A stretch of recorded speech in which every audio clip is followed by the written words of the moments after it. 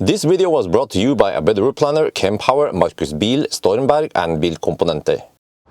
Yo, what's up? Today we're gonna do a degradation test slash eco run slash Sunday driving on a Thursday, and it's going to be a special car, Nyland Falcon. I have sold it to Markus Bil, as you probably guessed, and I just want to know how the battery state is, because you know it's been 2 years since I did the degradation test, and last time I measured 65.9 kilowatt hour. I haven't driven it that much, only 20,000 kilometers since then, but when the car was down for a freaking long time, it was sitting at 0%, and I wonder if that actually caused some damage to the battery. So yeah, we are now just plugged in, and I will show you. I've charged the car to, well, I charged it until it stopped, but it reports 98% here. Well, can you see it? Let me adjust here a little bit. Yeah, 98% in ScanMyTesla. We have 98.5%. Yeah, the heater is running, that's why it's jumping a little bit up and down.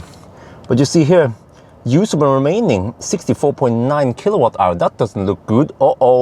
Because usually I would get roughly 1 kilowatt hour less than what it claims. So I might get only 64 kilowatt hour.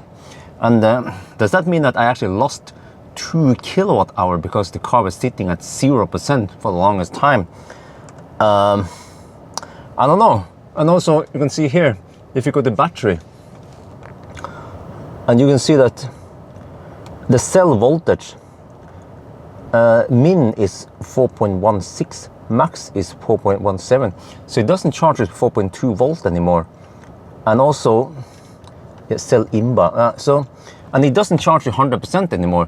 So this is a bit confusing for owners. For example, other cars will just calibrate it and then show it as 100%, even though they have lost some kilowatt hour. Okay, so the plan today is to drive Highway 4. We take the Gjøvik route, and then we go further up via Venabygdsfjellet, you know, and then we try to end up back here. So we will see how many kilometers we can drive now in a single charge. And for you guys who don't know the history behind Nyland Falcon, 9 years ago, at 86,000 kilometers, there was something wrong with the battery. It went kaput. They replaced the battery, but that means that this battery has done 285,000 kilometers. Still quite decent distance, and then the battery is 9 years old, and the car is 10 years old. So we will see then how far we can drive. And in the spirit of Nyland Falcon, we are wearing the classic jacket. This is the Stormberg jacket I used to wear 10 years ago when I got Nyland Falcon. You probably recognize this one, right? Yeah, and it's a little bit worn down. There's a bullet hole in the back. I'm just kidding. Yeah, so the jacket is roughly as old as the car. So since this is going to be the last test for a long time, then yeah, but it's not over. I mean, it's not completely over, since Nyland Falcon was sold to Markus, and it's still in the circle of trust. So yeah, we'll see if there's any other test I can do eventually, but for now, just have to let him go.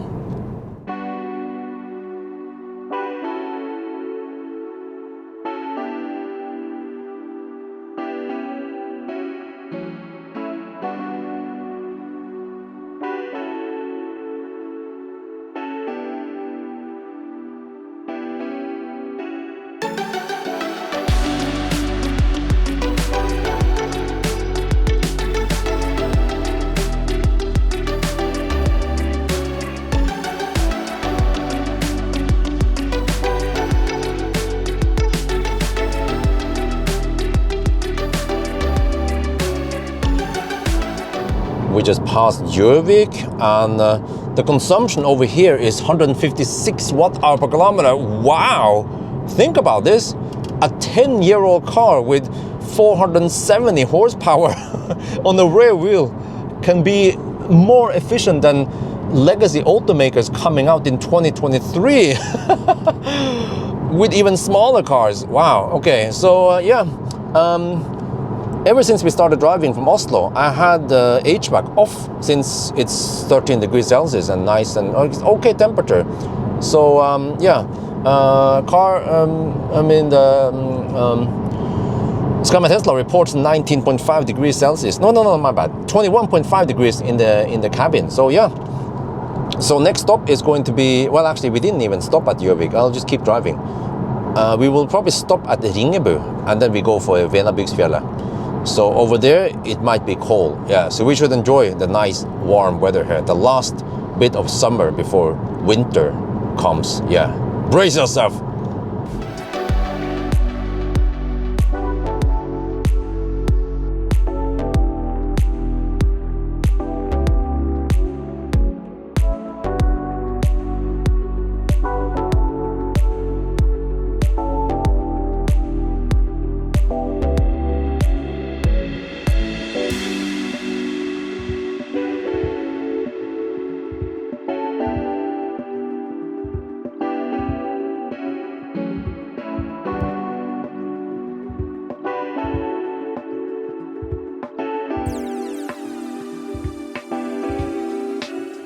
We are now at Lillehammer and I take a little pit stop here, and for historical reasons I also want to stop here because at this very spot 10 years ago, it was in November 20, I received Millennium Falcon 21st of November, and then the day after, was it the same day? I don't remember, but in late November I came here with Millennium Falcon, and these were the V1 supercharger look before, V2 or whatever, right?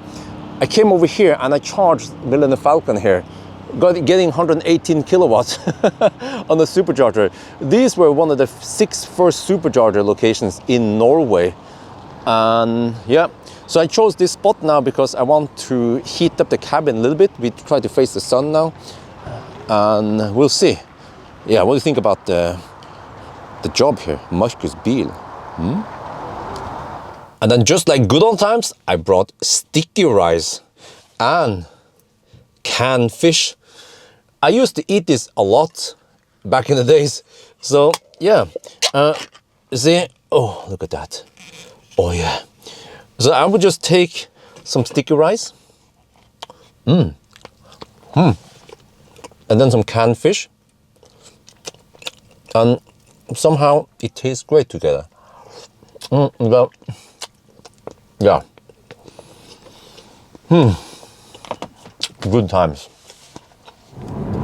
Okay, back on the road again. So this route here, E6 Gudbrandsdalen from Oslo to Trondheim, I used to travel this route a lot. It's like a historical route for me, for Millennium Falcon. If you guys watch the old videos, you will see that I transported some stuff with a car. The Model S is really spacious, despite being like a sedan, not even a station wagon. And I couldn't really afford Millennium Falcon back then. So in 2013, I still live at Haugerud. I lived on 42 square meters in an apartment, high-rise building. And I was working at the university as a programmer. And I think back then I had roughly 27,000 NOK after tax, per month in salary. And I had to pay for the apartment and some other stuff. And also this is roughly when I met wifey. I actually met wifey a little bit before I got Millennium Falcon. And the only reason why I could afford him was to do Nimber task. I would drive every weekend and transport items, and I would make maybe a couple of thousand NOK per trip, and that would be enough for 1 month to pay for Millennium Falcon. But I also put a lot of kilometers on him.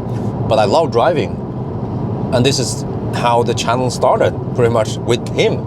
Millennium Falcon is. When I talk about this now, I think back to the old times. It almost brings tears in my eyes.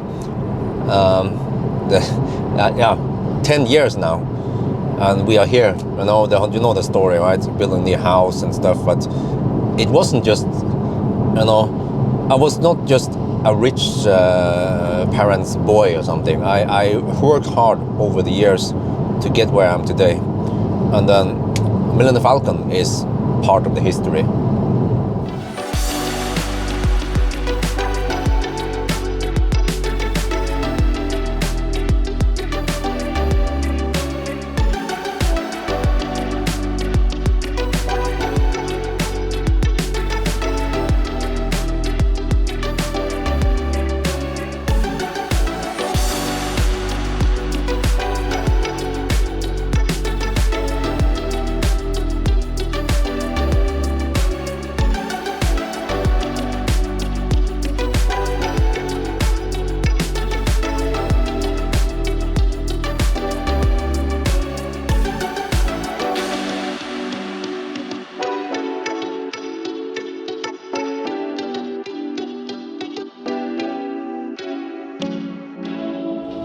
We are now at Venabygsfjellet. It's quite windy.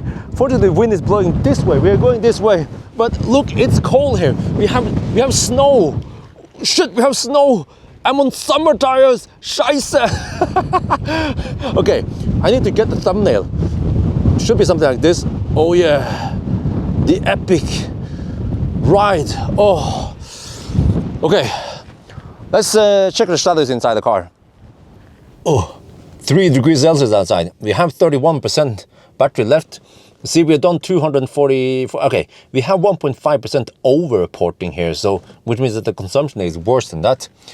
So yeah, over here the battery, by the way, wow, look at this. Huh? I'm surprised that the battery stays that hot. Oh, well, I forgot. You know, this car has heat scavenging. So the leftover heat from the motors are actually fed into the battery.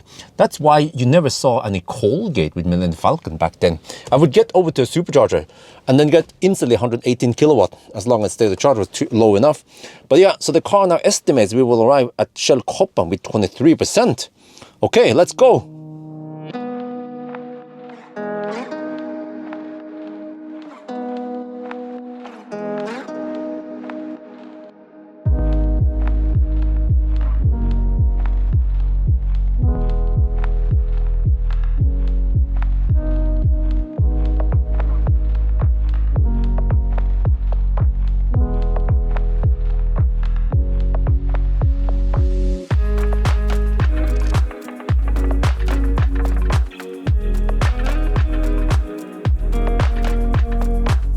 We are now back in Østerdal at Atna, and now we have 24% left.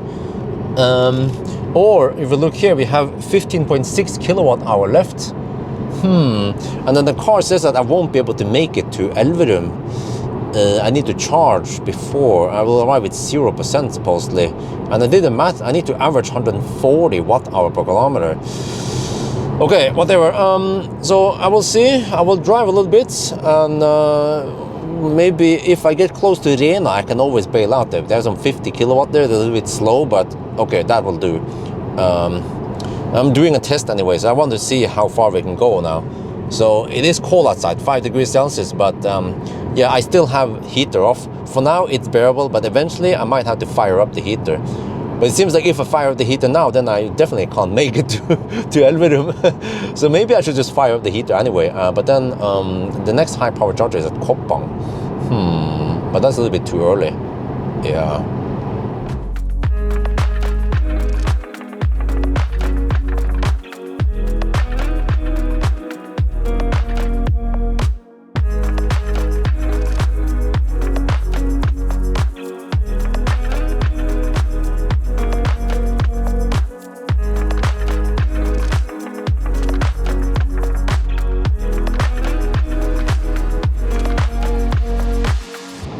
Right, yeah, the car now tells me that I need to stay below 85 kilometers per hour to reach destination. Well, don't worry, I only go at maximum 80 kilometers per hour only. But yeah, I navigated to the old supercharger, which is slightly closer. And then now the car says I will arrive with 1%. But if you look here, according to the energy graph, for the past 50 kilometers, we've been averaging only 124 watt hour per kilometer. Wow! And you can see also here, the consumption start dropping a little bit since we have downhill now. So this is very impressive that a 10-year-old car with 470 horsepower can be this efficient.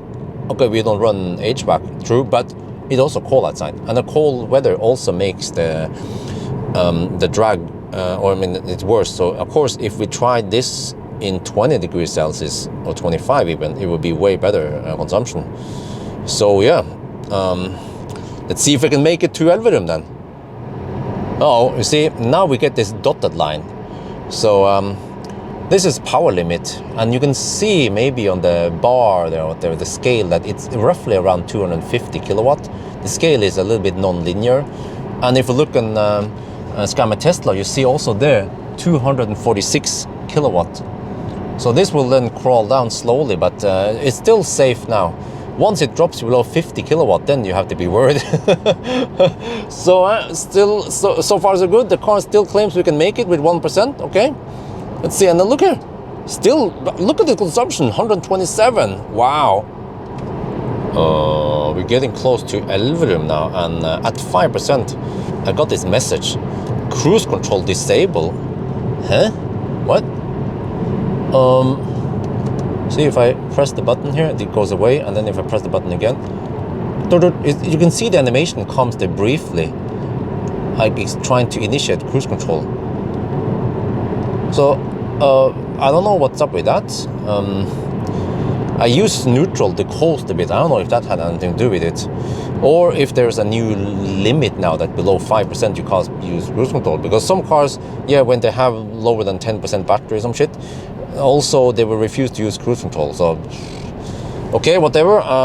We're just gonna go now to Elverum, hopefully. I just hope that the car doesn't die before that one, because that happened before with some of my Teslas in the past. So we'll see. It's 4 degrees Celsius over here, so I don't want to die over here. I mean, the car to die over here. Yeah. We are done. DON. Here we have the N stats. Yeah, 411. Okay, we have to correct for it, but the car would actually go a little bit over 400 kilometers. Very impressive. Consumption also very impressive, despite that it was cold outside. And 1% here is not accurate enough, so we have to see here. So this is the stuff we have been waiting for. We did actually get 63 kilowatt hour. We would get another 800 watt hour, so that means 64 kilowatt hour. Or actually, it depends how you round off. It would actually, no, I think I will count it as 63.9 because there is some round off error here. This one doesn't tick that accurately. So yeah, we lost 2 kilowatt hour, and then the battery is nice and warm. Okay, let's plug it in and see what kind of speed we get. Oh yeah, we get 113 kilowatt. No wait, it drops over there. Ah, shit. Well. Classic Tesla for the shit. What? Huh? That's it? And just like good old days, I'm gonna have some cup noodles in Millennium Falcon while charging. Oh, so before I would use the 12-volt kettle, but since this is a shorter trip, then I just bring hot water in here in a Stormberg bottle, and it's hot enough. But for longer trips, yeah, I need to then heat up. Well, let's prepare then. Oh man, noodles. Okay, the noodles are cooking, and yeah, it's a big mess now. We have a cooler bag, we have the camera stuff here, Stormberg bottle, lots of video and also live stream equipment, and also there we have OBD tool, and yeah, so, but you see, this is the classic open console thing in the Tesla. It was too open, so eventually they discontinued this and they made some center console. But I feel like today's solution in Palladium, for example, is way more elegant and way more practical than this open one here. Unless you want to have, I don't know, a big bag of potatoes here in the middle, then it's perfect, man. But look here. So yeah, this is the problem. This is the downside of the classic Teslas, is that even at only 33%, you're getting 70 kilowatt.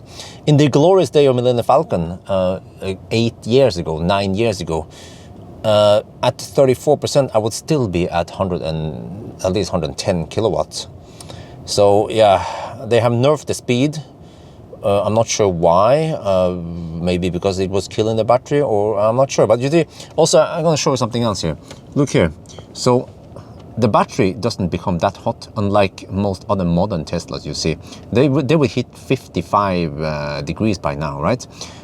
Tesla keeps these classic batteries cool for a reason, I assume, because it might be if it was too hot, that might be the reason why maybe some of them caught fire or some shit. I don't know, man. So which means that supercharging a lot for the past 20,000 kilometers was probably not the reason why we lost 2 kilowatt hour.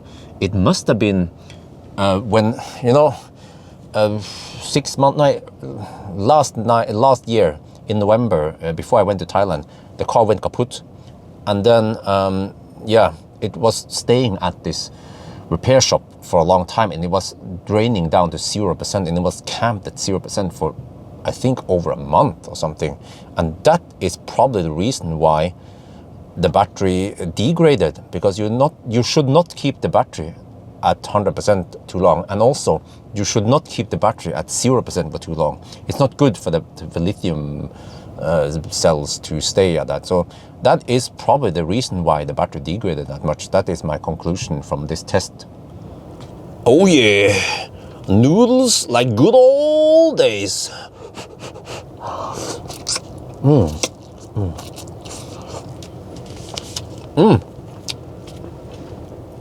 You know that noodles in a cup taste better when you're charging at a supercharger for free.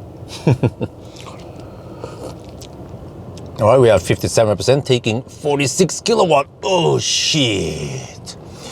Yeah, the battery's still at 43 degrees here, so yeah, let's go home. I'm not sure if we can make it home, but we'll give it a try. The car claims we will arrive with 25%. Okay, let's go. Right, so I checked now, the cruise control is working again. It was just a glitch. I never ever experienced any problem with the Falcon and the cruise control.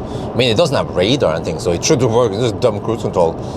And also, in case it wasn't obvious, you see now we have heater on 22 degrees Celsius, nice and warm in here. I'm going over the speed limit. It's 80 limit here. I go at 88 roughly GPS speed. So this is how I normally drive, and this is how many people drive electric cars, you know. Of course, the Sun, they're gonna take this story and then they will publish it as the agony. It was freezing, it was sub-zero temperatures outside. Yeah, 6 degrees Celsius. And the creator, the car expert, he had to drive freezing in the car with the heater off and whatever. They're gonna make up some shit, some fun. Okay. Soon we get over to the motorway so we can hammer it back home.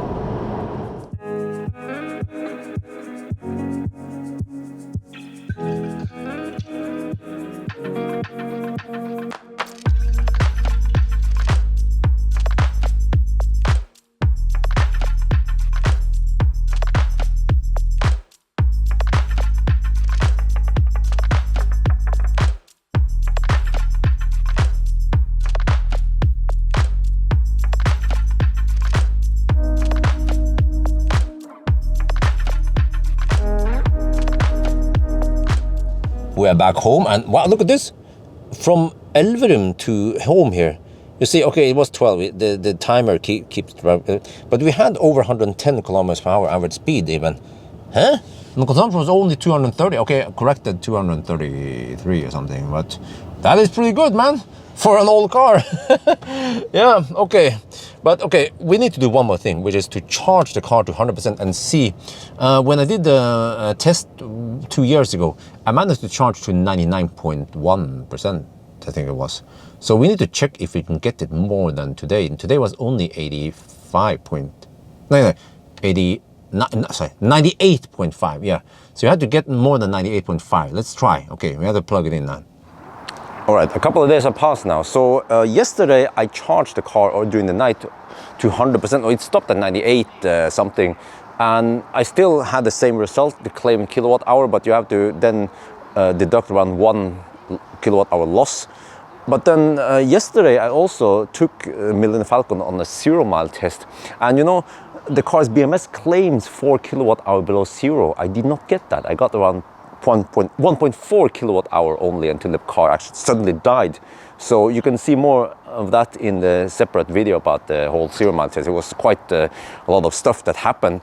But now we have charged it back up again, and we're gonna see. So this time I also want to make sure that the battery is warm enough. So what I've done is that the car has been slowly charging here on AC, but I also had a heater running here, 2 kilowatt heater. So the battery should be nice and warm. So let's see, what do we got now? Okay, let's fire up. Look at my Tesla. Okay, interesting. It stopped at 98% again. It seems like it's really hard to get 100% on these old cars. And what do we see here? Yeah, that's it. 98.6, more or less the same as before. 64.9 kilowatt hour. Yeah. And it probably also claims, yeah, it will try to estimate 4 kilowatt hour buffer here, but this is it, we cannot go higher. Now, yeah, so even after testing, going deep, charging it back up again, this is what we have we can only get 63.9 actual, after losses. So we did actually lose 2%, and that means that we have roughly 15% degradation now suddenly, coming up from 12%. So so what should I say? Try to, if you go down to 0, try to plug in and charge right away, because if you keep it too low for too long, it should degrade the battery. We have seen now that it's most likely not the fast charging that killed the battery, well, not killed the battery, but hurt the battery.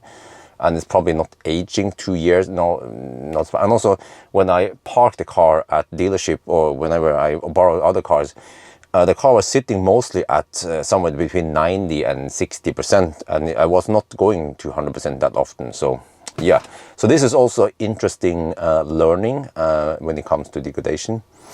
So avoid going to 100%, avoid going to low 0%. If you go low, then try to charge up and don't let it sit too long. I think that's the takeaway from this. So that's gonna be it for now. I hope you guys enjoyed this video. As always, thank you for watching, and talk to you later.